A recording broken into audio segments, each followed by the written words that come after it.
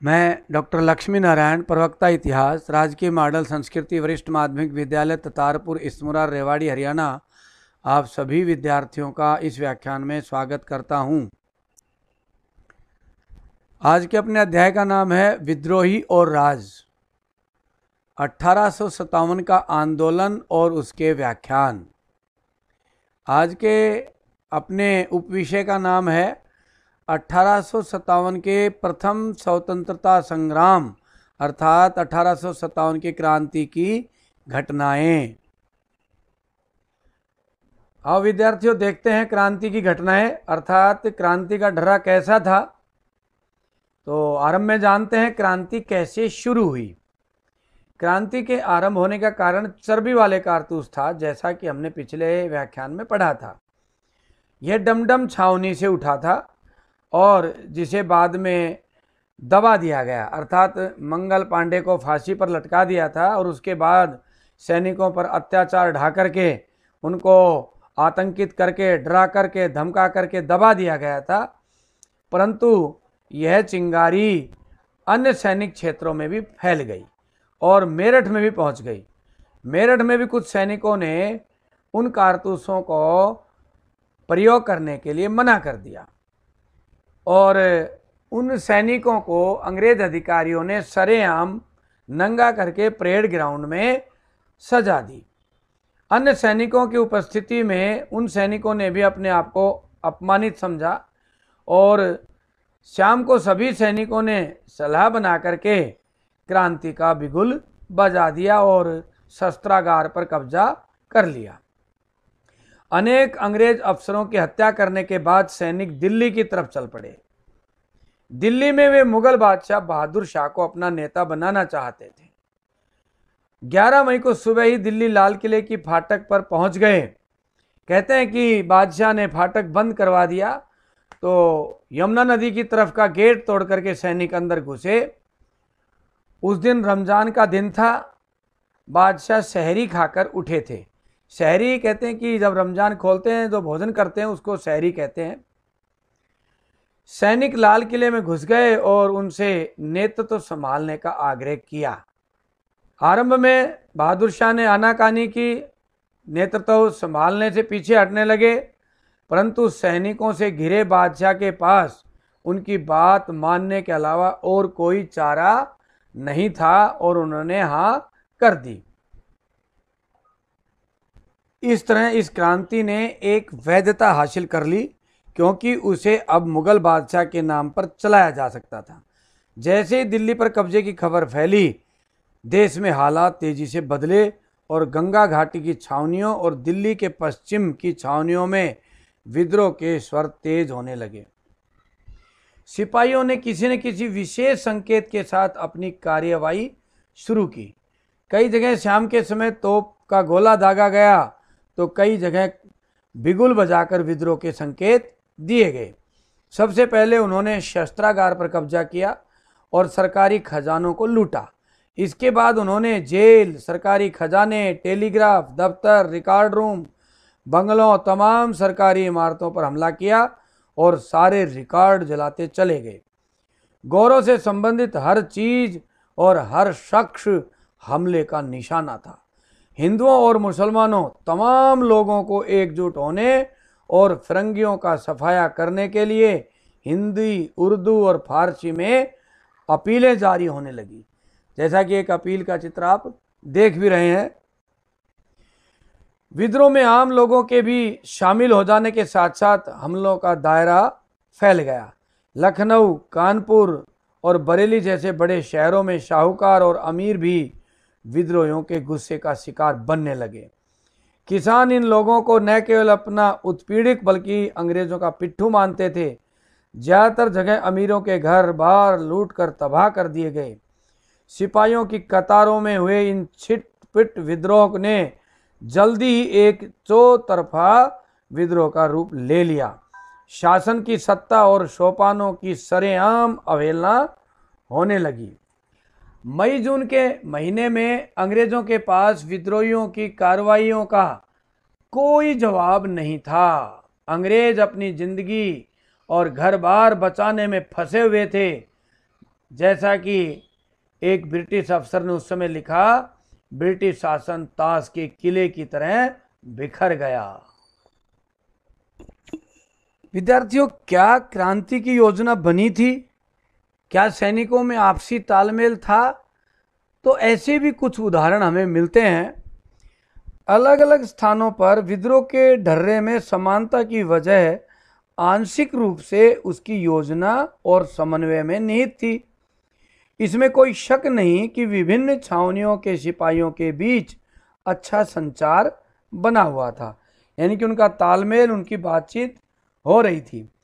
जब 7वीं Awadh irregular cavalry ने मई की शुरुआत में नए कारतूसों का इस्तेमाल करने से इनकार कर दिया, तो उन्होंने 48 नेटिव इन्फेंट्री को लिखा कि हमने अपने धर्म की रक्षा के लिए यह फैसला लिया है और 48 नेटिव इन्फेंट्री के हुक्म का इंतजार कर रहे हैं।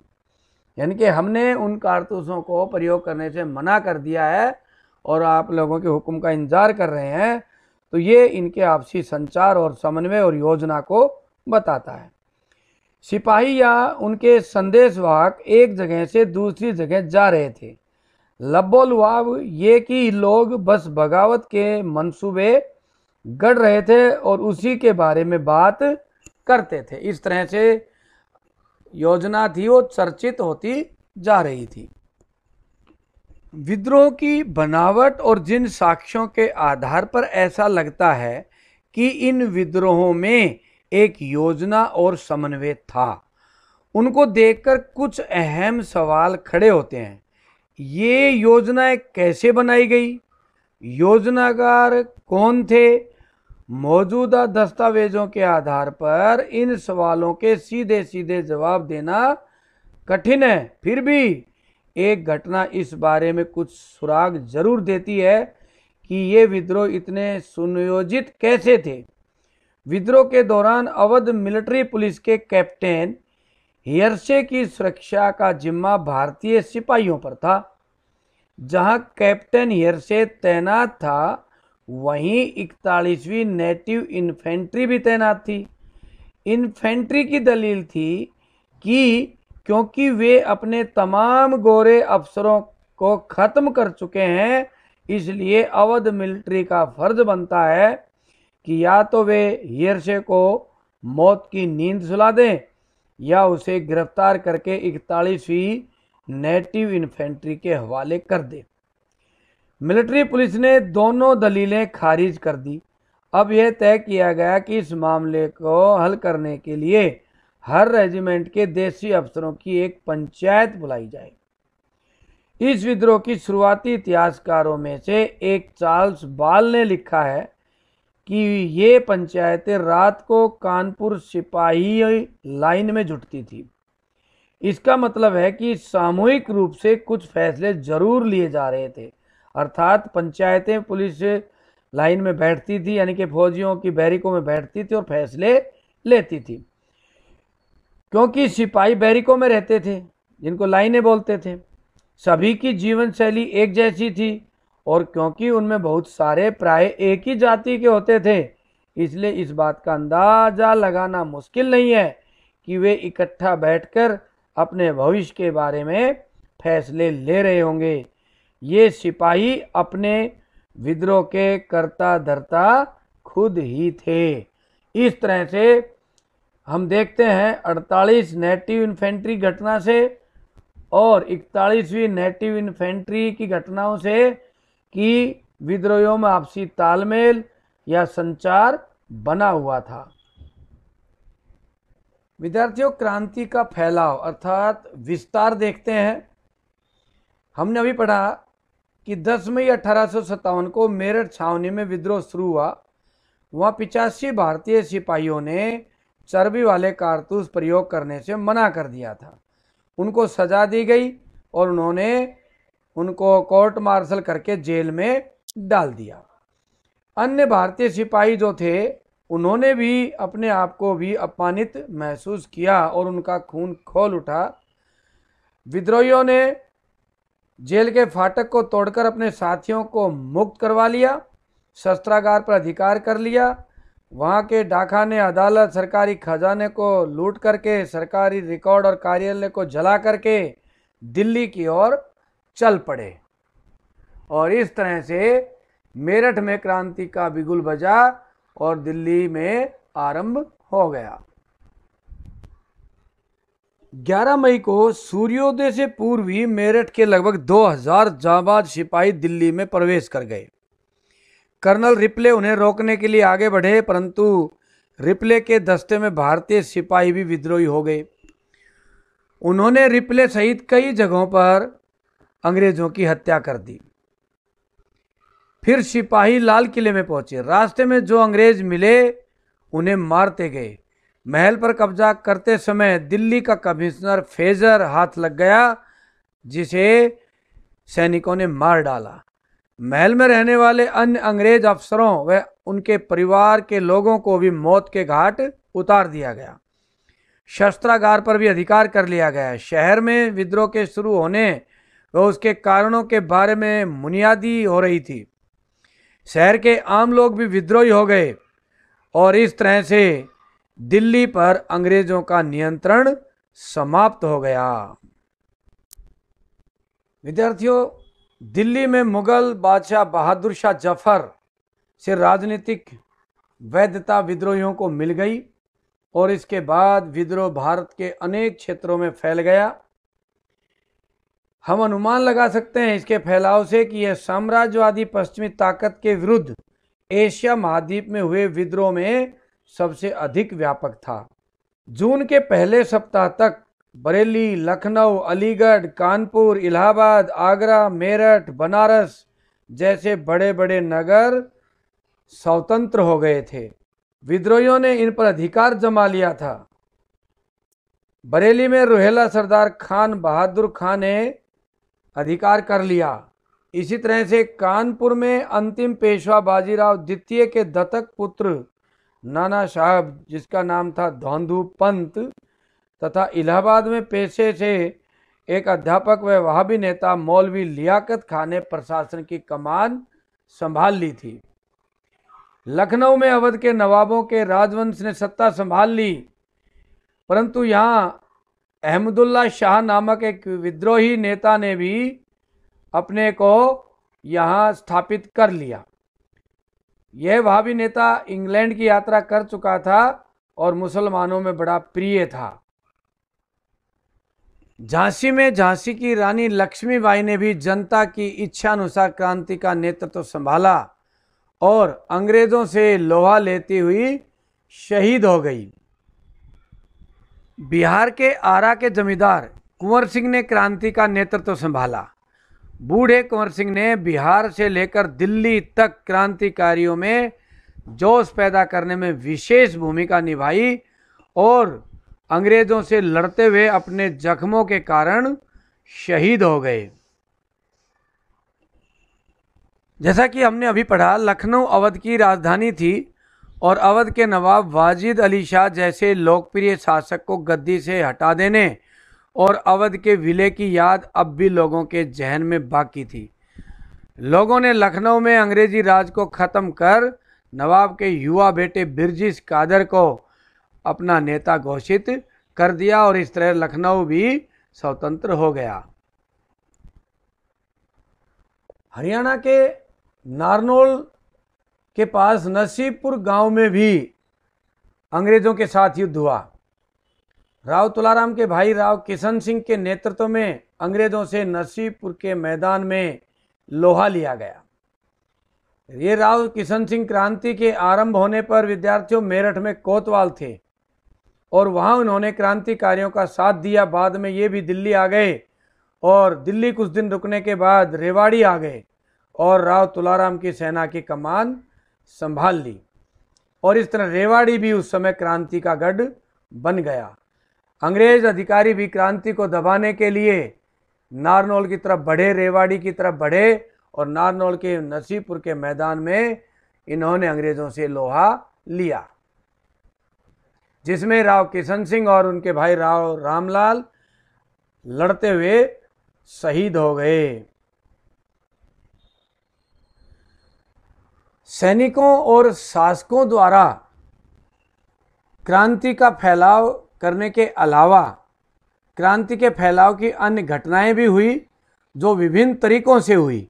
अर्थात हम देखते हैं कि और अन्य तरीके भी थे जिनसे क्रांति का फैलाव हुआ।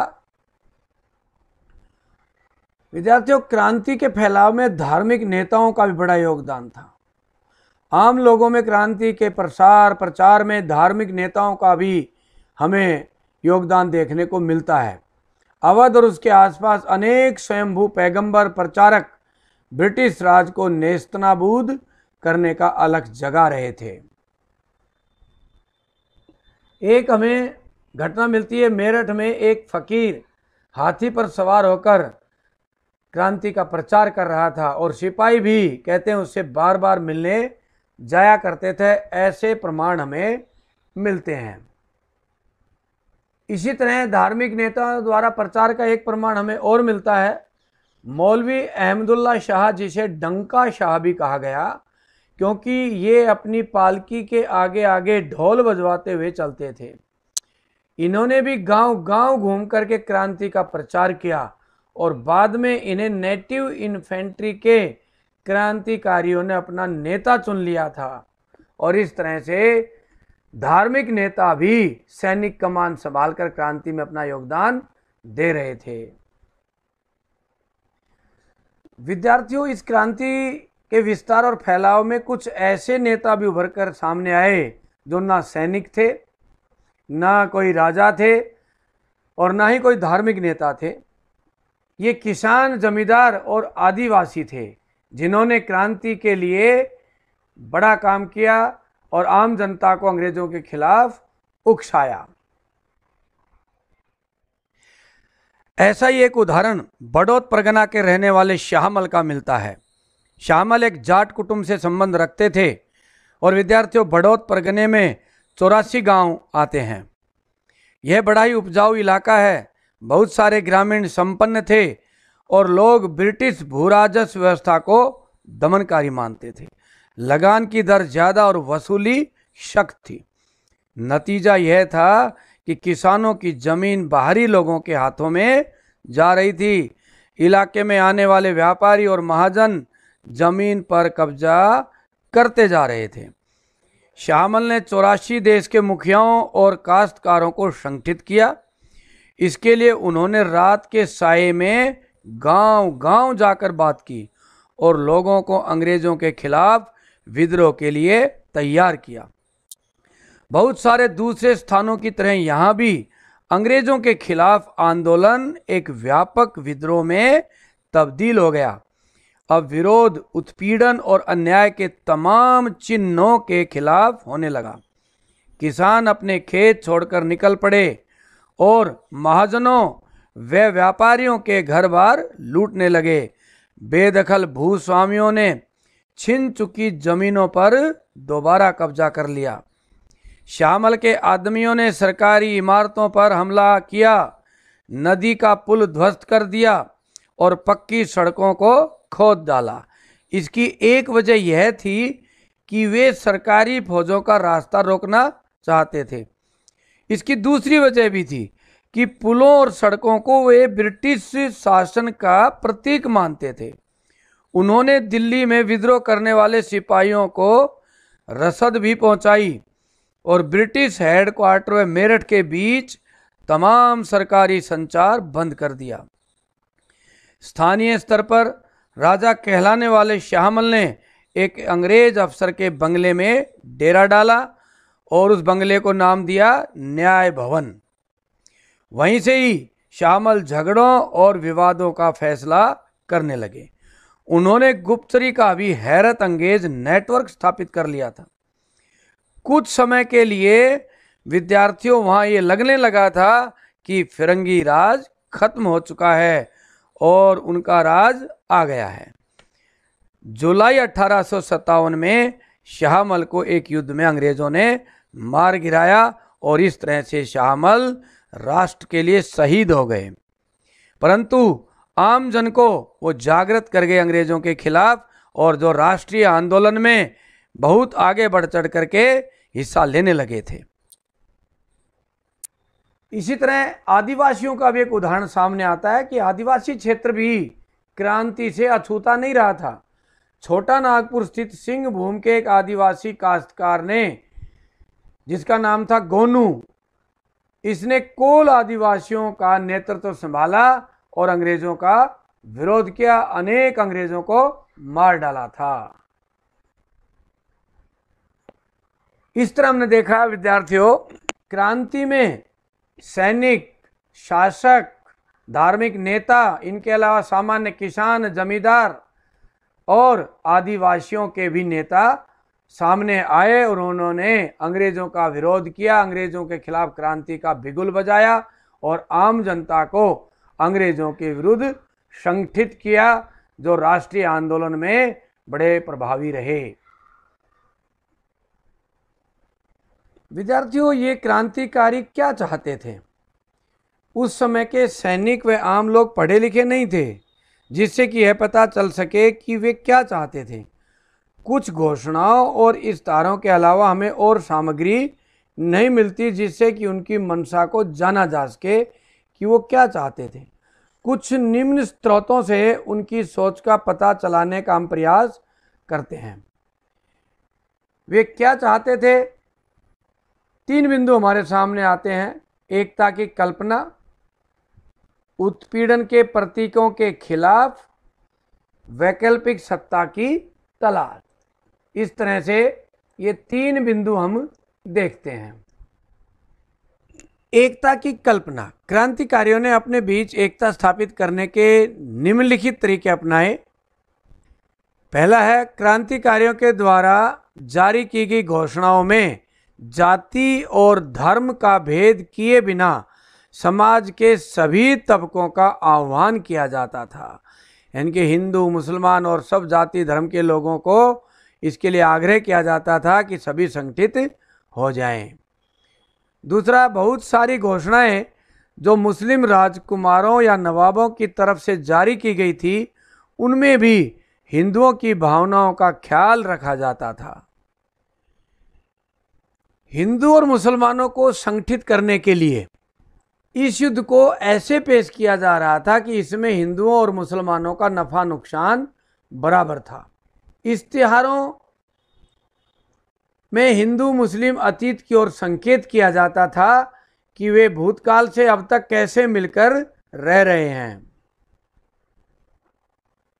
सम्राट बहादुर शाह भी अपनी घोषणाओं में मोहम्मद और महावीर की दुहाई देते थे और जनता से युद्ध में शामिल होने का आह्वान करते थे। इस तरह से अपनी घोषणाएं जारी करते थे जिसमें हिंदुओं और मुसलमानों सभी के पूजनीय लोगों के भी नाम आ जाएं।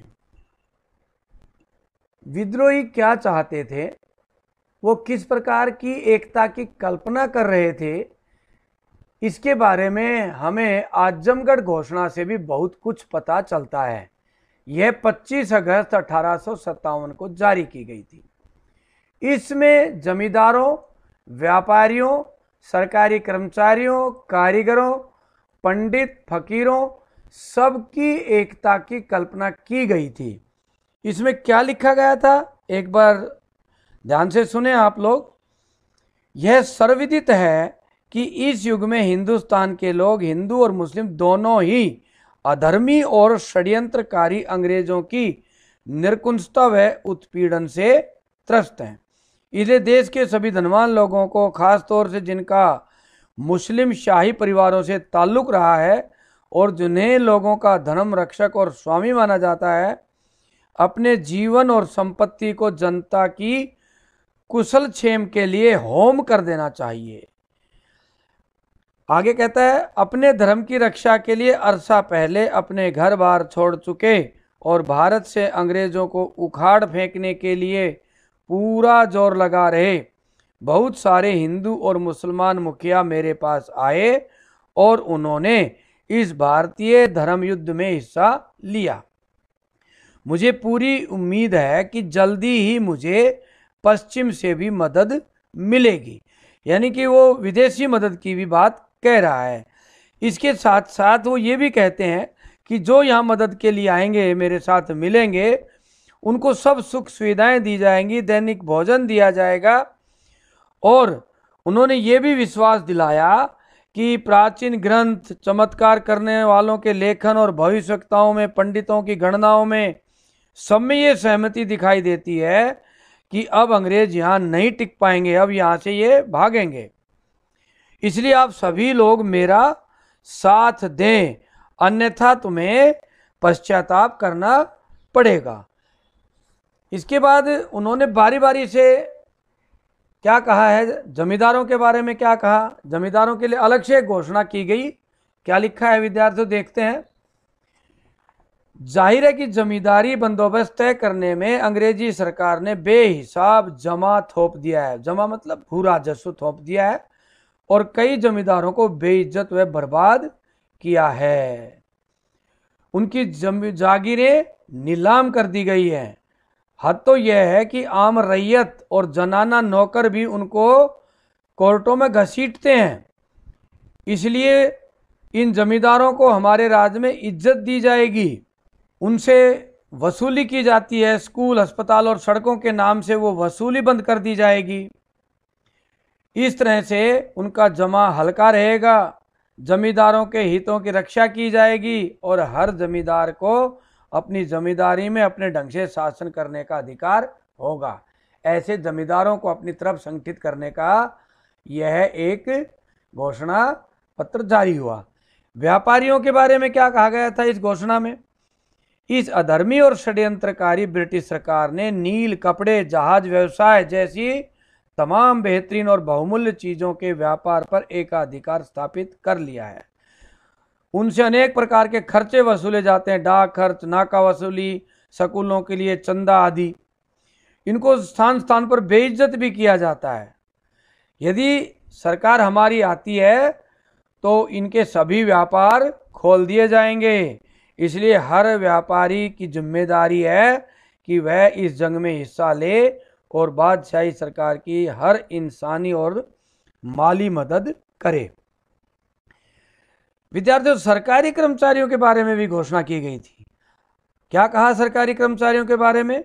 अब यह राज की बात नहीं है कि अंग्रेज सरकार के तहत प्रशासनिक और सैनिक सेवाओं में भर्ती होने वाले भारतीय लोगों को इज्जत नहीं मिलती है। उनकी तनख्वाह कम है, उनके पास कोई ताकत नहीं होती है, उनको किसी प्रकार की पद प्रतिष्ठा नहीं है। इसलिए ब्रिटिश सेवा में काम करने वाले तमाम भारतीयों को अपने मजहब और हित पर ध्यान देना चाहिए और अंग्रेजों के प्रति अपनी वफादारी छोड़कर बादशाही सरकार का साथ देना चाहिए।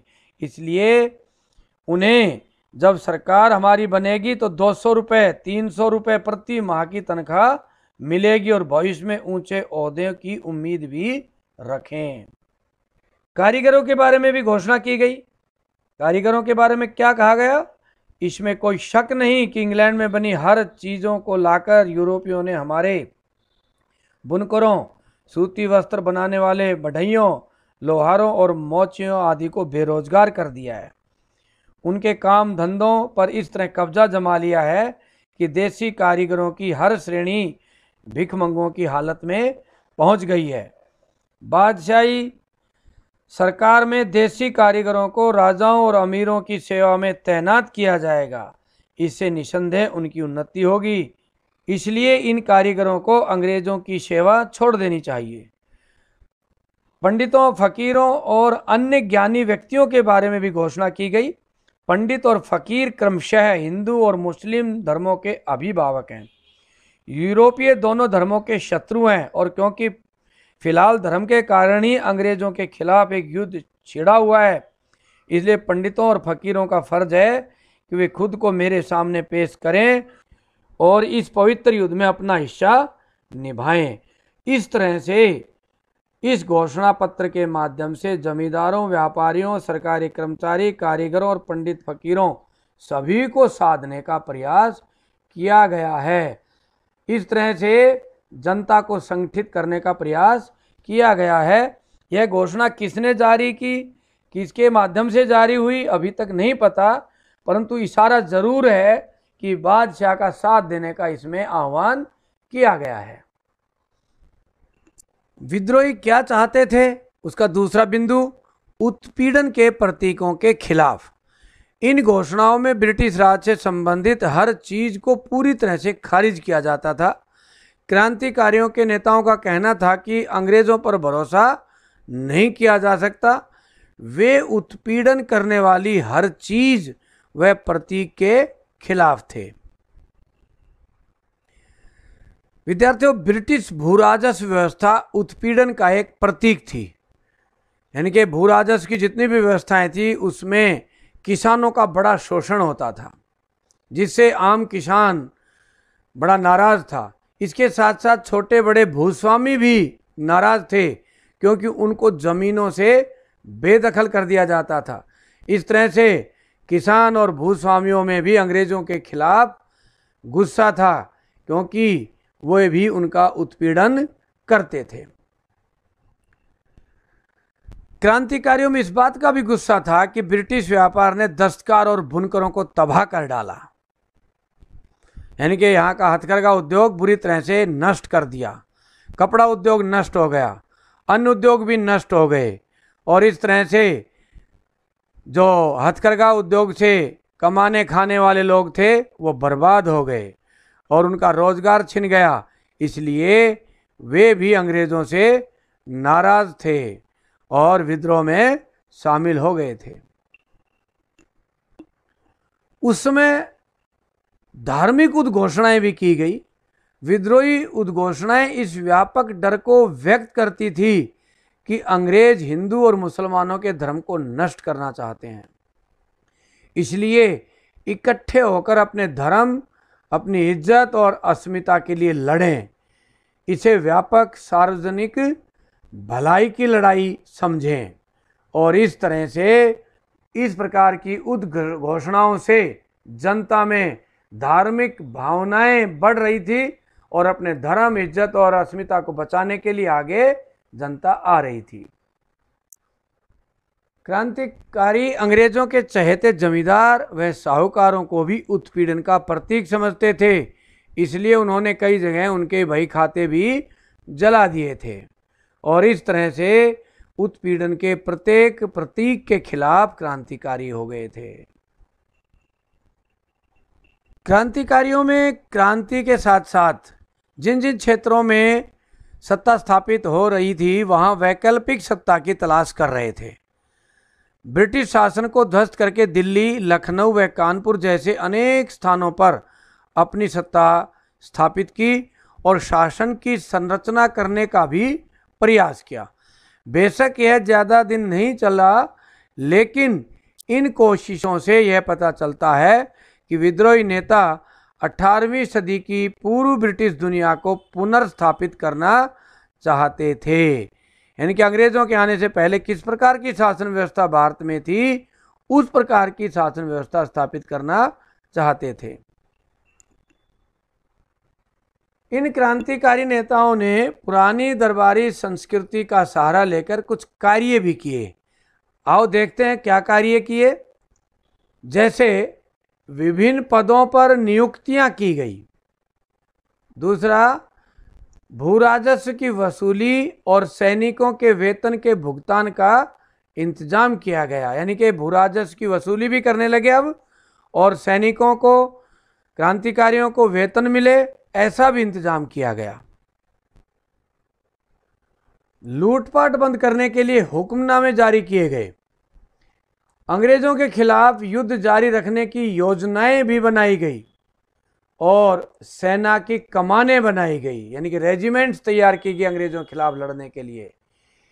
इन योजनाओं का उस समय का मुख्य उद्देश्य युद्ध की जरूरतों को पूरा करना था, परंतु इस प्रकार की व्यवस्था लंबे समय तक अंग्रेजों की मार बर्दाश्त नहीं कर पाई और आखिर में ये सब ध्वस्त हो गया।